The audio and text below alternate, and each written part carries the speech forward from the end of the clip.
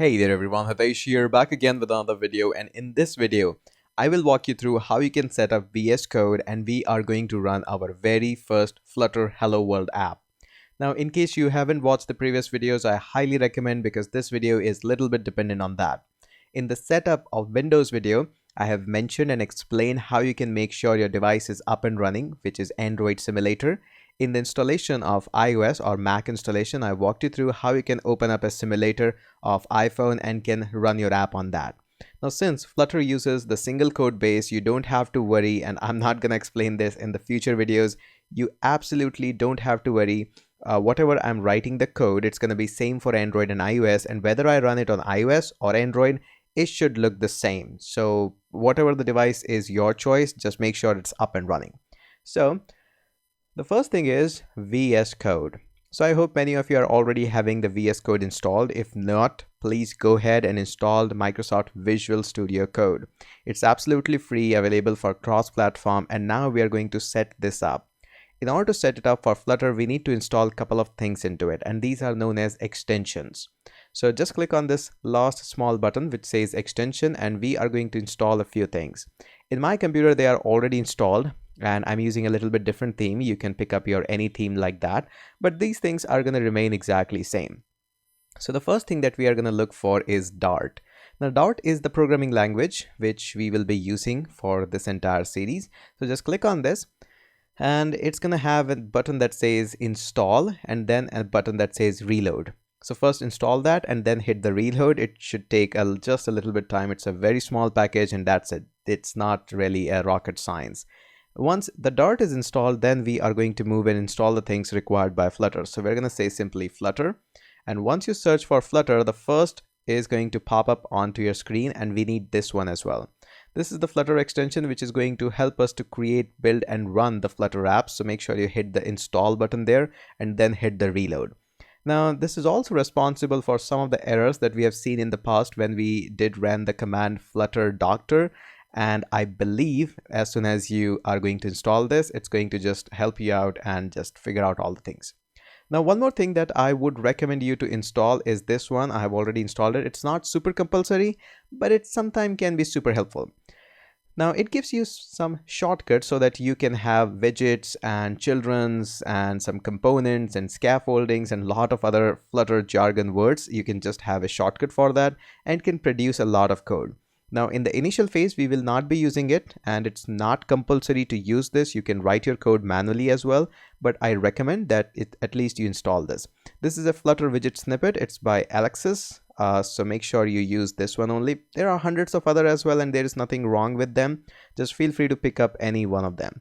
Now similar kind of extension is also available for Dart. I haven't used it. In case you want to check that out, it's a Dart import or Dart snippet. So there are snippets available for almost everything. I'm not using this one, but feel free to have it in case you want to have it. Okay. Now what we're going to do is we are going to open up our terminal, and we are going to run our first Flutter command or Flutter app actually. In order to do so, and obviously I will be providing you all the exercise files and links as well from the next video onwards. First and foremost, what I'm going to do is I'm going to right click on my desktop, and I'm going to call this as Flutter exercise. So I'm going to call this as Flutter, need to rename that. I'm going to call this as Flutter exercise. Okay, let me open this up. This is an empty folder. Yes, I did that on another screen, but it's not a rocket science and everybody can do that. Just create an empty folder and call it as Flutter exercise. Okay, once you have done that, make sure you open that folder, or you can just drag and drop this folder here as well. I need to close this. What you can do is simply you can just drag and drop this folder Flutter exercise. I need to close this one, and it's gonna just open this up here as well. So now the directory is opened up that says Flutter exercise. So what we're gonna do is we need to create new Flutter project. Now there are hundreds of ways of creating Flutter project, and there's one small sidebar that I would like to point here. You can do all these things in Android Studio as well. Android Studio supports Flutter, so you can write directly commands and all these things here. But the whole point of this series is to make sure that your system is even not that up to mark for handling Android Studio, and still you are able to design Android apps. So that's why we will be using simple lightweight editor, which is VS Code. But feel free to just write all these codes in your Android Studio as well. There is a little bit documentation that you have to dig up to set up Android Studio for Flutter. It's not very big, but definitely you have to do it. Okay, now, and throughout this course, I will be walking you through with some of the shortcuts and commands for the VS Code as well. By the way, a sidebar, I'm using a different theme. Yours might be a little bit different. So make sure you explore in the theme section, and installing the theme is actually super easy. You can just choose for color theme. There are hundreds of them available, so feel free to explore. So I'm going to press Control and tilde sign, which is just below your escape key. And this opens up a terminal. Now, there are some things which we'll be doing through terminal, so it's always better to just have a terminal in the editor as well. So what we're going to do is, first and foremost, we are going to create a Flutter project. Now, you can hit pwd or maybe a dir or equivalent command on Windows to make sure again that you are into right folder. But if you have followed along exactly like me, like drag and drop, you are definitely into the correct folder. So now we're going to create a command. We are going to create a new project, which is Flutter create and then the app name. So it's a really simple command, create and then the app name. So I'm going to call this as simply hello Flutter. So this is the command that I'm going to hit and enter. Now, as soon as you hit enter, it's going to create a project in your directory that says Flutter hello. Now, we are going to open this up and notice it's not yet done. How you can mention that? Obviously, it's being mentioned on the terminal as well. And until unless you see a main.dart file, that means it's still doing some things. It's creating some packages or maybe downloading some packages from the internet. And you definitely might want to wait for that. And again, make sure you are connected to internet properly. If it doesn't really work or just ask for internet, just run the command again. Okay, so not much of a wait. And finally, the Flutter is ready. And there we go. We can see our main.dart file here somewhere, if I can find that. Okay, there we go, main.dart. So this is our file. Now don't worry, we are going to completely erase that file and try to learn it from the scratch as well. Right now we just have this file inside our lib. Now notice here that we are having Android and iOS as well. We will be talking about that later on. We write most of our code in directly lib, and that code is being exported in iOS and Android. We usually, remember, usually don't touch the things in Android and iOS, but sometimes we do. So that's it, your very first app. Now what we're going to do is we are going to test that what are the devices available. So I'm going to call this as Flutter, and then I'm going to check for devices. It's going to make sure, and it's going to tell me that is there any Flutter emulator available, and it says, hey, there is no device detected. So there are a variety of options, depends on what platform you are. Maybe you are on Android, so make sure your emulator is up and running. And if you're on iOS, you can open up a simulator of iPhone. So I'm going to say open a simulator. There we go. Let's hit enter, and it's going to open up an iPhone for me. Now it's not going to take much of the time to just get up and running, but let's just wait for a minute for that. So now that our iPhone is up and running, or maybe your Android device that you have started is up and running, now the only thing that we have to do is run our app. It's not one of the very exciting app, but we are still going to run it. And I'm going to just move it a little bit here so that I can adjust all the things on one screen. I don't have much of the real estate of the screen, but still we are going to adjust in whatever we have got.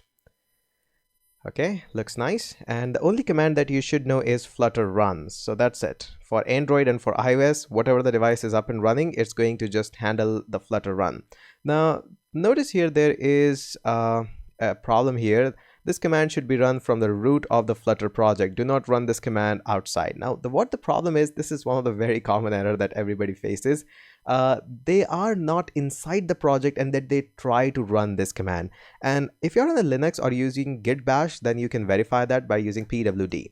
It says, hey, you are into Flutter exercise, and if you do a quick ls, there is no such file that I can run. Notice whenever it says no pubspec YAML file not found, that means you are not inside the project. So now that you have learned one more error, let's go into this hello Flutter and now run the command Flutter run again. And this time we are not going to face any problem, hopefully. So it's going to take a little bit while to just download and install the app on your device. So just be a little bit patient there. So there we go. Our app is now up and running on an iPhone, and similarly, if you are using an Android, it should be up and running on Android as well. And we can just press this button and just change the number. Not much of the fun stuff is going on, but yeah, it's something that is amazing. And surely you can edit a few things here, not much, because we don't know what we are editing right now, and we can just play around only a little bit. Once we understand the Dart programming language, as well as we understand how these things are laid out, what are the themes, what are these childs and children's widgets, all these things, then things will definitely get much more clear. As of now, this is what we really want to do, and that's all I want to do. And one more thing, important one, have you ever considered subscribing my YouTube channel?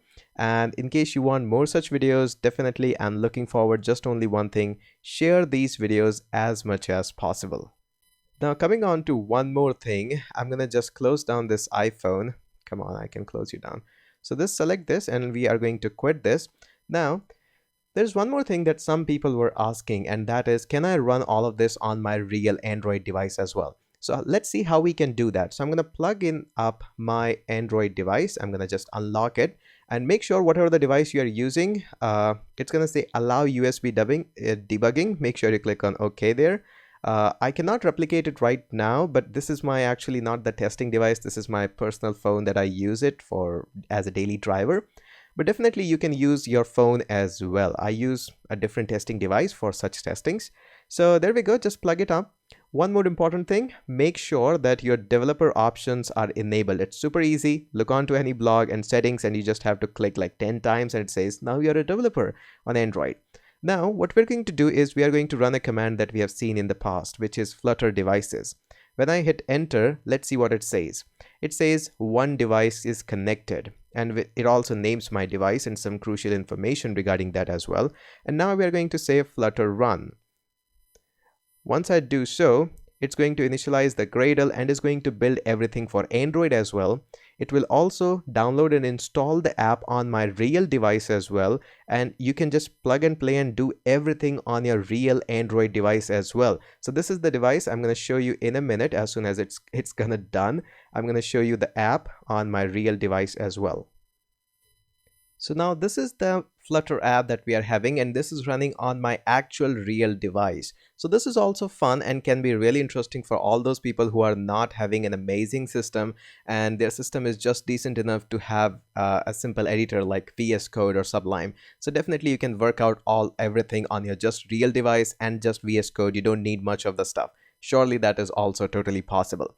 And it's really simple. Just plug it up your device, make sure your debugging mode is enabled, and that's it. All super easy and super awesome. I hope you are enjoying this series. If you have any question, post down then in the discussion section. I would be really happy to see them. And if in case you have any other resource that you would like to share with the community, don't hesitate, please do so. That's it for this video, and consider subscribing the channel and sharing the videos so that I can continue making such series. And that's it for this video. Let's catch up in the next one.